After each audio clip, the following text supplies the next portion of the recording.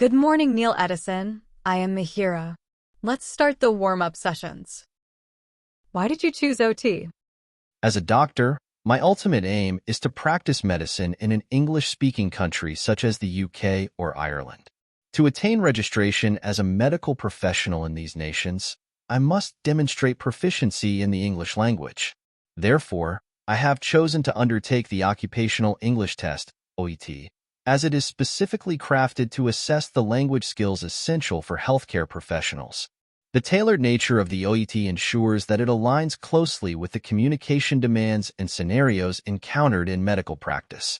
By opting for the OET, I am confident in my ability to meet the language requirements and pursue my dream of practicing medicine in an English-speaking environment. Which is your favorite destination? Why? As a doctor, my favorite destination would have to be the United States. The reason is the vast opportunities for medical advancement and collaboration available here. The USA boasts some of the world's leading medical institutions, research facilities, and healthcare innovations.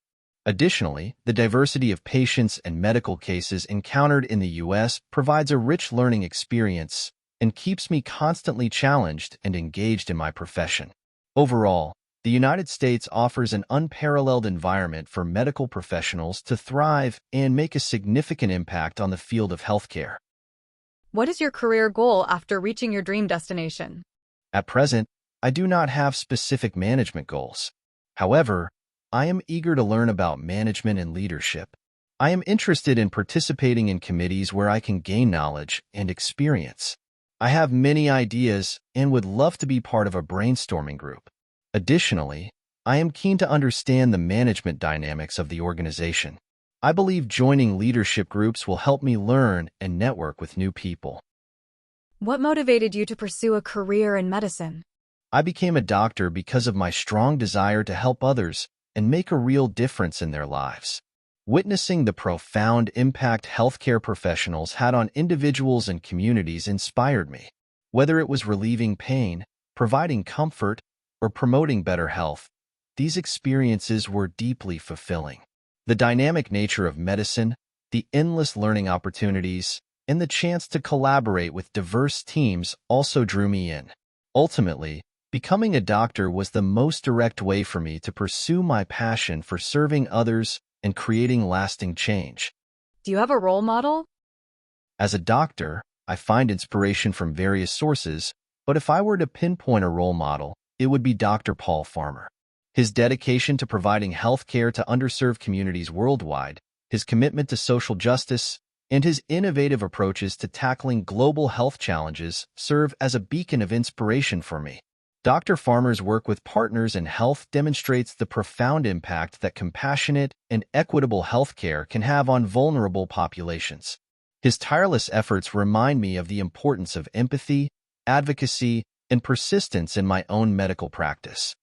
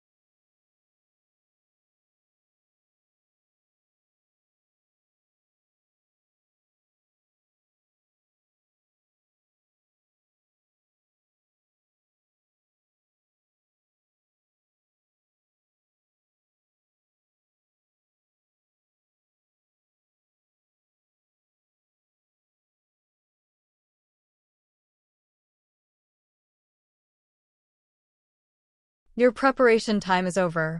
You can now start the role play. Good afternoon, Mihiraa.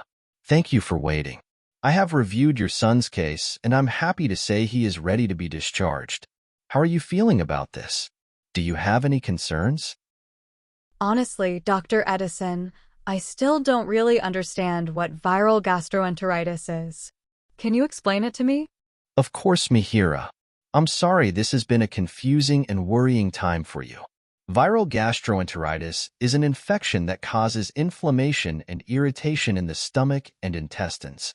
This is usually due to a virus, which can lead to symptoms like vomiting, diarrhea, and stomach pain. It's often referred to as the stomach flu, even though it's not related to the flu virus. The condition is quite common in young children, and while it can be distressing, it's usually not serious and can be managed effectively with proper hydration and care. Your son's body is working to fight off the virus, and we're here to help ensure he gets through this safely. I see. How might my son get this viral gastroenteritis? Your question is reasonable, Mihiraa. Viral gastroenteritis is spread quite easily, especially among young children. It can be contracted through direct contact with an infected person's vomit or feces. For example, if your son touched a contaminated surface, such as a toy or doorknob, and then put his hands in his mouth, he could get infected. It can also be spread by shaking hands with someone who hasn't washed properly after using the bathroom or by consuming contaminated food or water. It's quite common in places where children are in close contact, like daycares or schools. While it spreads easily, with good hygiene practices, we can help prevent it from spreading further. That makes sense. But my son looks very weak. I really think he needs to be kept in the hospital. I understand why you're worried, Mihiraa. Seeing your child weak and unwell is very hard. However, in most cases like your son's, oral rehydration therapy is very effective. We've given him fluids here, and he has responded well. Therefore, it is not necessary to keep your son here in the hospital. He can be more comfortable at home, where you can provide the care he needs for a good recovery. At home, you can continue to keep him hydrated with clear fluids such as watered-down unsweetened fruit juice or electrolyte drinks. These will help replenish his lost fluids and electrolytes. It's also important to give him small sips frequently rather than large amounts at once, which can help avoid further vomiting. I'm confident he can recover well at home with your care. Do you have any other concerns or questions about taking care of him at home? I'm really worried about taking him home. What if he starts feeling worse? It's completely natural to feel worried about taking him home, Mihiraa. You're not alone in feeling this way, and it's important to know when to seek medical help. If you notice signs of severe dehydration, you should bring him back to the hospital immediately. These signs include extreme thirst, lethargy, irritability, pale or sunken eyes, and if he hasn't urinated in several hours. If his vomiting becomes very frequent again, or if he is unable to keep any fluids down, that would also be a reason to return. We're always here to help, so don't hesitate to come back if you're concerned. For now, keeping him hydrated and rested should help him recover. Does this help ease your mind a bit? Knowing what to look out for helps. I feel better about taking him home now. Thank you for explaining everything, Dr. Edison. You're welcome, Mihiraa. Before concluding our conversation, let's go through what we have discussed so far to make sure everything is clear.